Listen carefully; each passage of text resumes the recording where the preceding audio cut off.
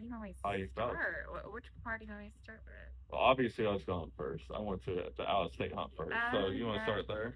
No, I think like I don't mind you hunting. I think my biggest thing is the fact that you use pretty much all of your vacation time for it. Mm-hmm. And when it came down to taking a week for Thanksgiving, when the rest of us were off for the week of Thanksgiving, it was supposed to be just about family, and it did not turn out that way. So it just, yeah, it was just too much, too much. And then now your journey to how you got introduced was in the summer before this last season. You got introduced to compound hunting, or I guess you say target practice. Yeah. And then we found out quickly that 34 pounds is just not enough to. uh, it was hard to pull back 40 pounds, and 32 pounds comfortably is just not enough to ethically take out a deer. So we had to go to compound, and you're definitely a lot more comfortable with that. Um, So disappointed because I spent a lot of time like practicing. yes, yes, it took long time, and then basically we got the crossbow what midway through October. And you spent like 2 or 3 days trying to sight it in, and we finally got to a spot where we could take you out and finally shoot a deer. Yeah. And um, let's see. that led to us like walking in the woods at like Yeah, it's definitely 9 o'clock at night and yes, and you realize having a hard time finding our way back how hard it out. was to actually track a deer at night. It was a It was headache, wasn't hard. it? It was, but like every time you found like a little drop of blood, you're like kind of like hyped you up because like you knew you were like Getting close. going in the right direction. Yeah, going the right direction, getting closer, or so we thought. Yeah. All right, any input that you would suggest others about what they could expect from a spouse or what not to expect from a spouse when they're getting into hunting, for say someone who's new to the sport or someone who's getting into it? Any advice that you would give them? To which spouse, like the husband or the wife? Doesn't matter. Oh, um, for the wives, I'd say just expect your husband not to be home during hunting season. Right. Um, to the husbands, I'd say do not use all your vacation time on hunting. At least divvy it up. So what? Another word saying I think a healthy balance is a good thing. Like, yeah, and we struggled, and then we finally came to terms.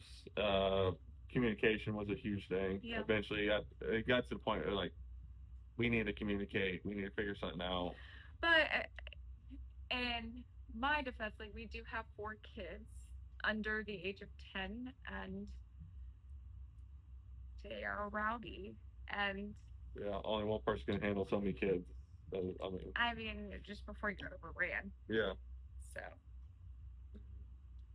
and so that would say also be when you're a hunter, be considerate of your spouse and how much they are taking up in your absence.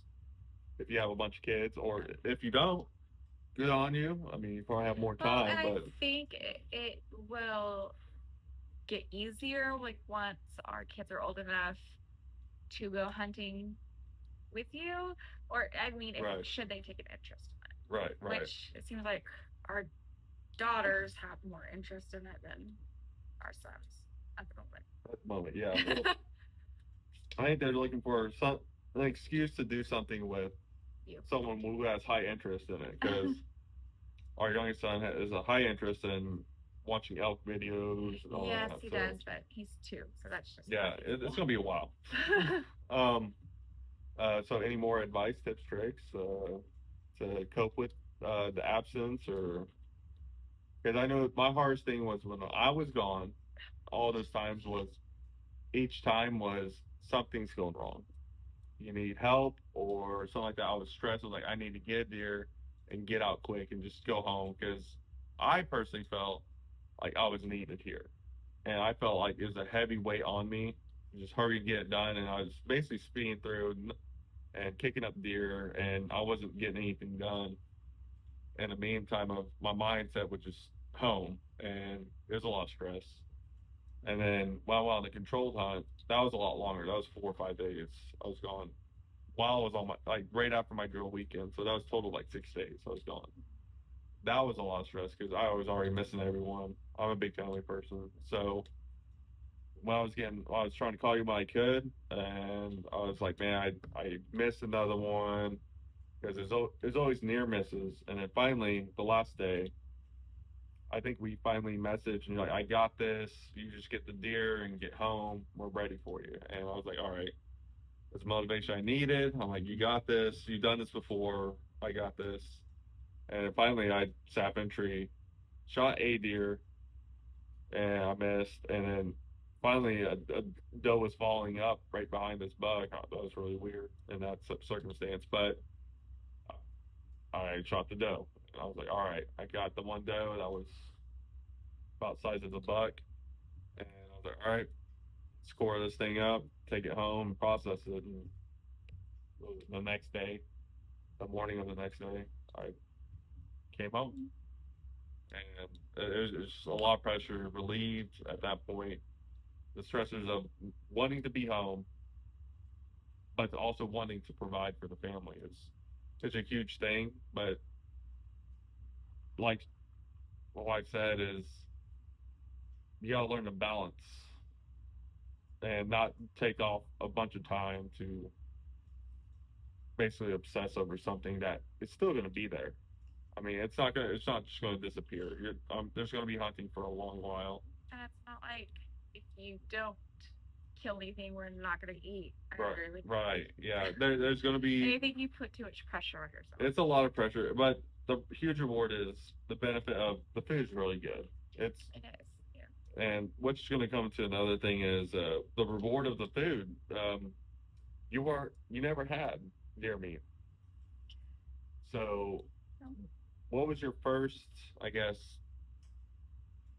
take on finally having venison? Like, what'd you think of it? Because I think our first meal was it meatloaf or was it the jerky? No. Well, technically I think it was the jerky, but I think like the first like meal was like a roast.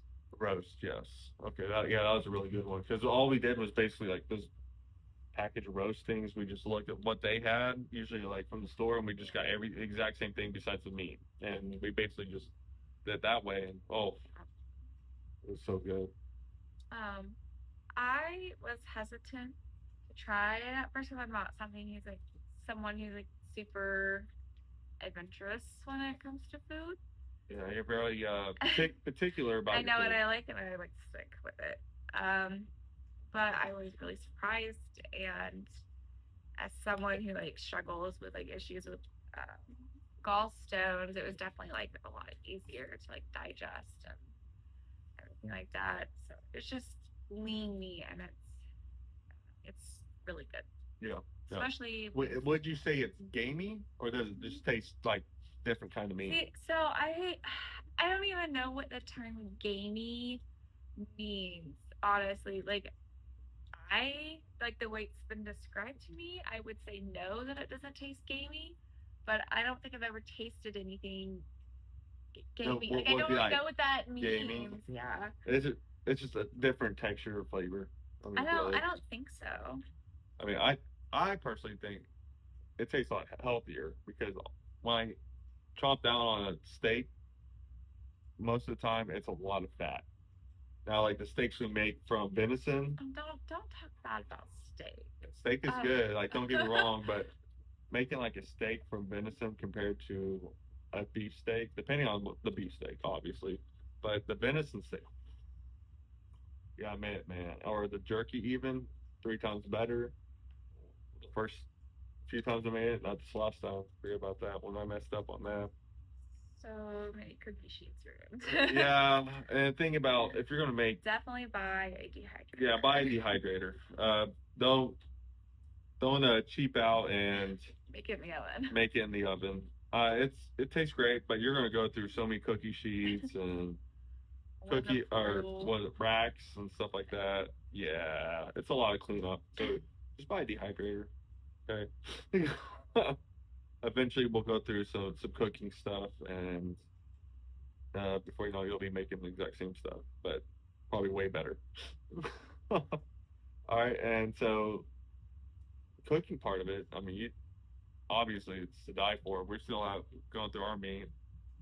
Um, the first year, obviously, we had one deer, and we went through that quick because it was only it was a small spike. Obviously, we just did what the jerky and we did actually quite a bit of jerky. We did a roast. We did spaghetti. We did yeah, meatloaf.